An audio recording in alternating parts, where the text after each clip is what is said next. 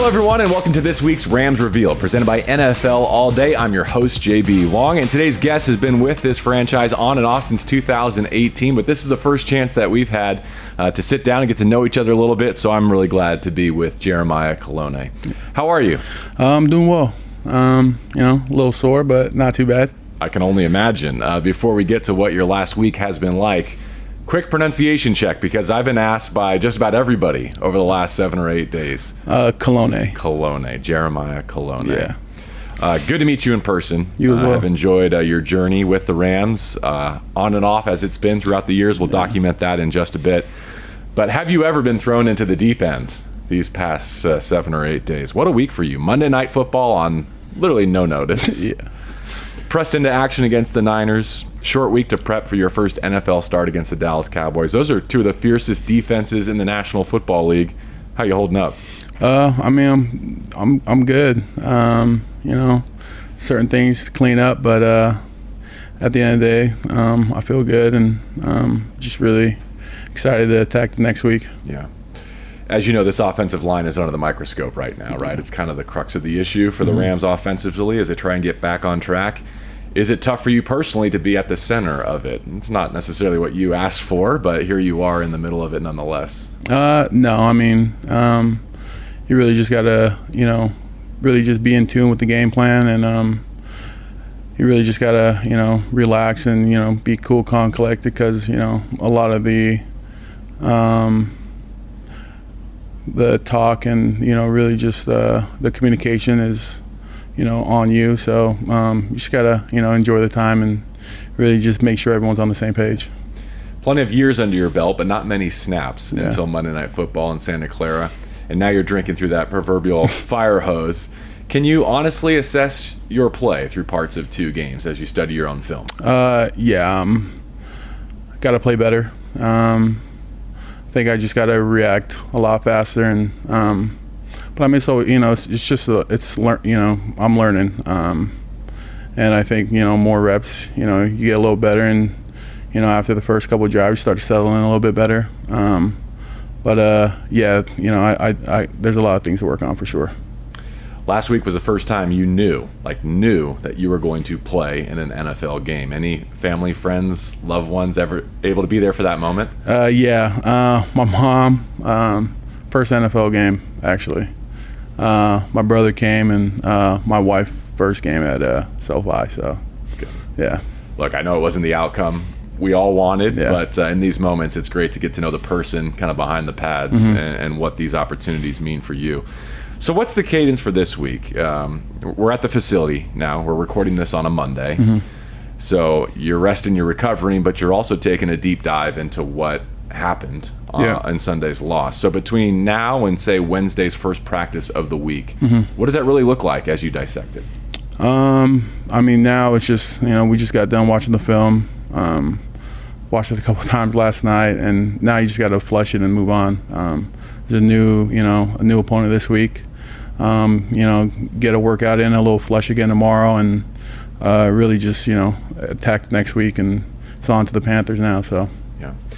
Any Rams players, past or present, that you lean on in moments like these as you get your chance? The older guys, especially Brian and Coleman.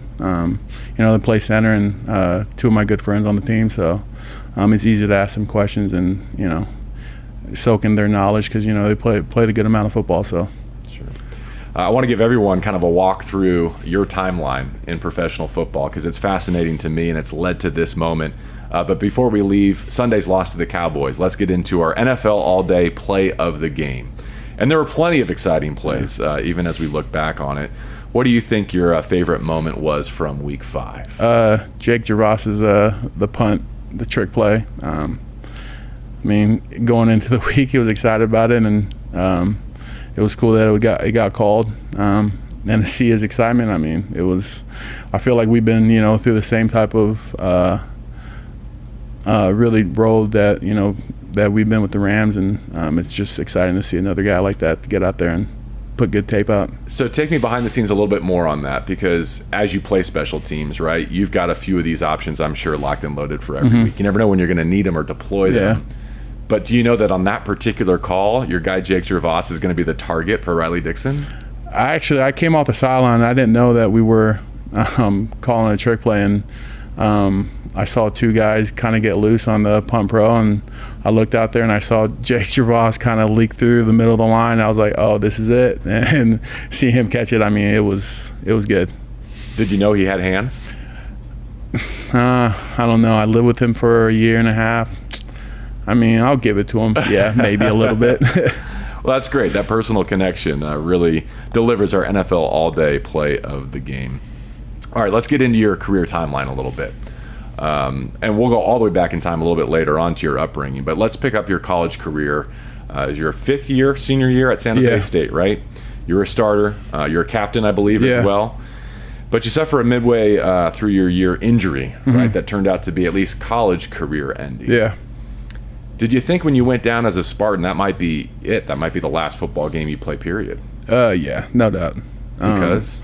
I think just the severity of it. I mean, it was kind of midway through the season, and, there's a lot of things going on afterwards that come quick with, like, the NFL draft and, kind of getting, an agent and whatnot. So, I mean, I for sure thought that could have been my last game for sure. What was the injury, by the way? I broke my fibula and, tore all my ligaments in my ankle. Golly. All right, so you're undrafted. Maybe you had draft hopes before that injury, but that probably scared away a lot of your potential suitors.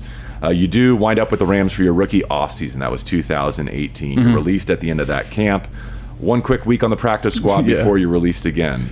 Am I correct that for most of 2018, you did not have a home? You did not have an NFL team? Yeah, no. So what are you doing with your time?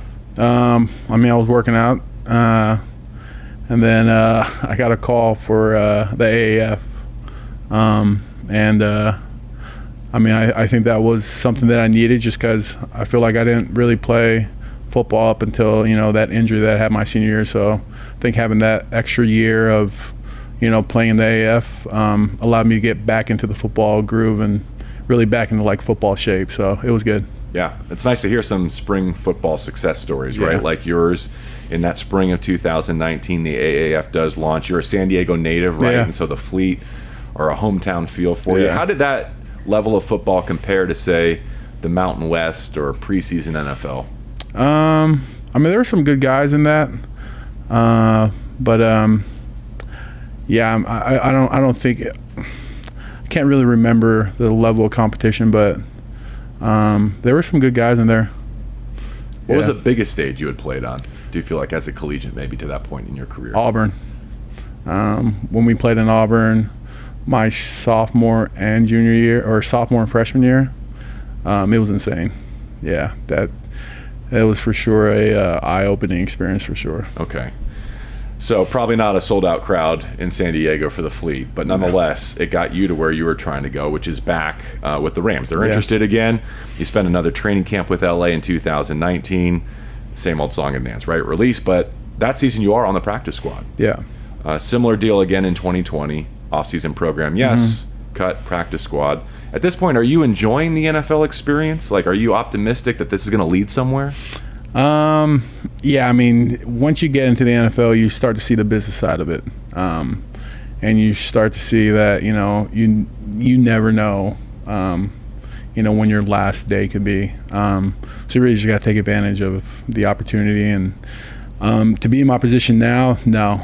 I did not think I'd be where I am today, for sure. Yeah, because you're released again in December of 2020. You're a couple of 3 years out of college now. You said you're married. You probably got other things going on in your life. Are you tempted to maybe turn the page and get on to something different? Yeah, no doubt. I think the 2020 year when I got released in, I think, October, December, I was out of a job for 8 months, I'd say. I was definitely 4 months in looking for something else to do. And, that's when I just decided to join the police department down in San Diego. So, and it was a fast process for me. I was, in the background process probably a month and a half and kind of got pushed into the next academy. And 3 days in, Rams called, and I mean, this is an opportunity that you just don't pass up on for sure. Yeah, so now we're in Rams Camp 2021. The Rams have run into some issues up front, among them Jamil Demby, waived and injured, and your phone rings again there. But we kind of know the drill at this point, don't we? Yeah. Okay, you're there for camp, you're providing some depth, cut when final roster decisions come around. But again, you're on the practice squad. And that takes us to week 14 of last season. Yeah. And this is one of, I think, the highlights for you. You tell me how it was through your lens. But Omicron hits the Rams. They need you in that crazy game against the Cardinals. You're activated from the practice squad, and you finally have an NFL uniform and a helmet for Monday Night Football. Yeah. What was that like? Blessing. I mean, you kind of just think about all the hard work and, all the time that, you put into the sport to finally get, activated and be on the 48 dressed. I mean, it's thinking about it now gives me goosebumps just because, I mean, those are the type of moments that you dream about as a kid, and for it to finally happen, I mean, it was amazing. Yeah. You didn't play that night, right? No. But you have an active game day NFL paycheck to show for it. Yeah. No one can argue you're not lying. So you do revert back to the practice squad after that win, which was a defining moment in what proved to be a championship run for the Rams. And now your Wikipedia page says Super Bowl champion. Oh, I finally got one, huh? Okay. Yeah, they updated it. Yeah, that's good. Yeah, I mean, finally got a Wikipedia page. The Super Bowl ring's probably even bigger validation, though, right? Yeah, I mean, you're not kidding. That last season was... that whole process and journey of it was unbelievable. You kind of, see why, like, you work so hard for that type of thing, those type of things. And leading up to, I would say, the NFC Championship game, those practices leading up to that game were, I mean, the most...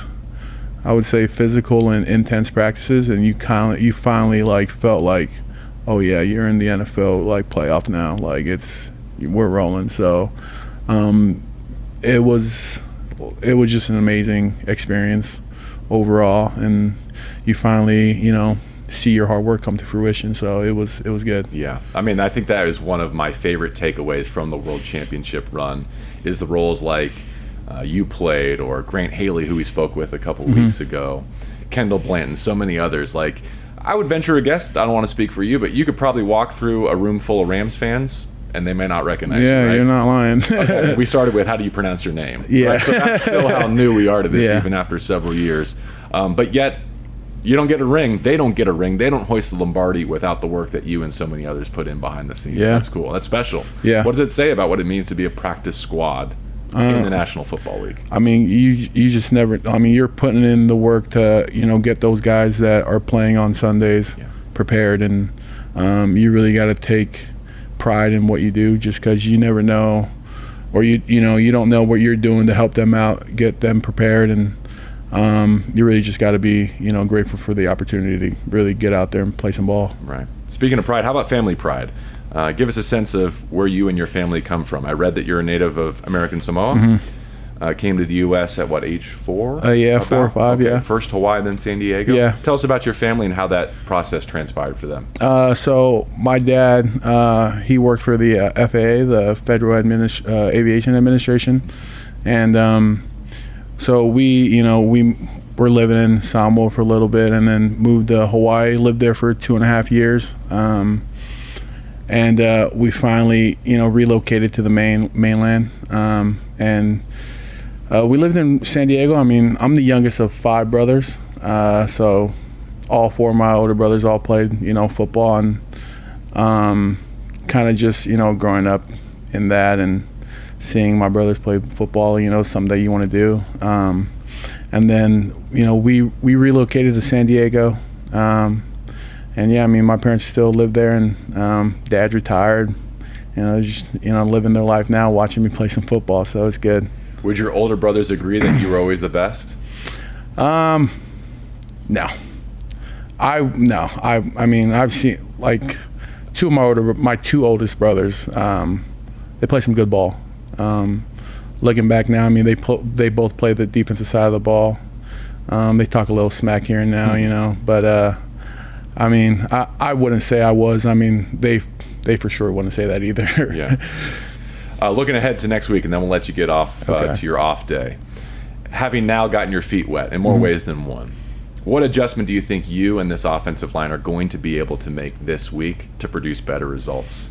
I think just taking it day by day. I think going in every day of practice with the plan, see what we can work on, and I mean at the end of the day we just got to play better, play harder, and I think the guys in the room are for sure excited for this next opportunity to kind of quiet down the noise of what's going on with us. So it's gonna be good.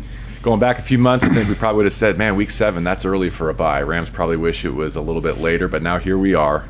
A chance to get back to 3-3. A win over the Carolina Panthers would put you back at 500 with a week to kind of regroup and prepare for what will be a long second half of the season. Jeremiah, great to get to know you a little bit. Thank you for spending some time with us. Yeah, thank you. Appreciate you guys having me. All right. I'm sorry it took a while for you to get your NFL opportunity, but I'm glad that it's finally here, and I trust that better days are to come. Thank you. Appreciate it. All right. And it's Jeremiah Kolone. Now we know. Yeah. And this is Rams Revealed, presented by NFL All Day.